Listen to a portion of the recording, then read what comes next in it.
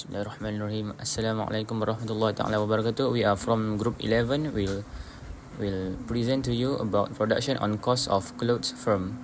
So the table of content, first question, and then calculation average production, which is AP, and marginal production, MP, TP, and then TP, AP, and MP curve, and lastly range of the number of labor employed. So this is the question. The table 1 shows the relationship between the quantity of labor used and total production for a firm clothes industry. So the next part is calculation average product AP and marginal production MP for each labor unit. First column is quantity of labor, second total product, average production AP and marginal production. So for example, quantity for labor is 2, total production 26, average production AP is 13 and marginal production MP is 16.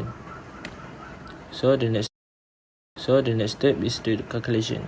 Average production AP equal to total production TP is divided by quantity. For example, 103 divided by 5, and the final answer is 20.6.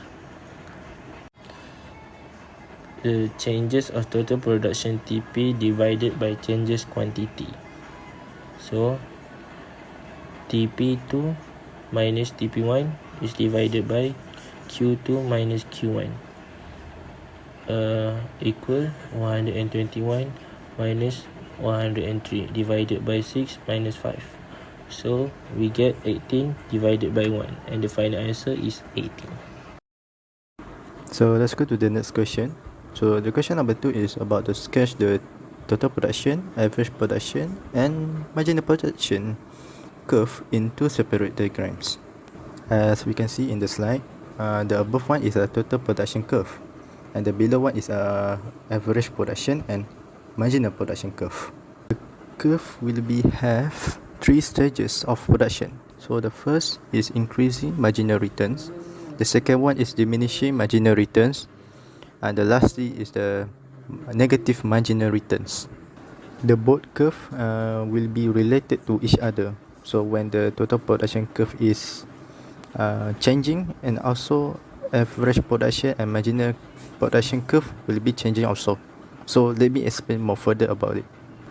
So for the first stage, when the total production is increasing to 78 units of total production, and the labor is 4 people, and it will affect to the marginal production curve until it reach the maximum value of 30,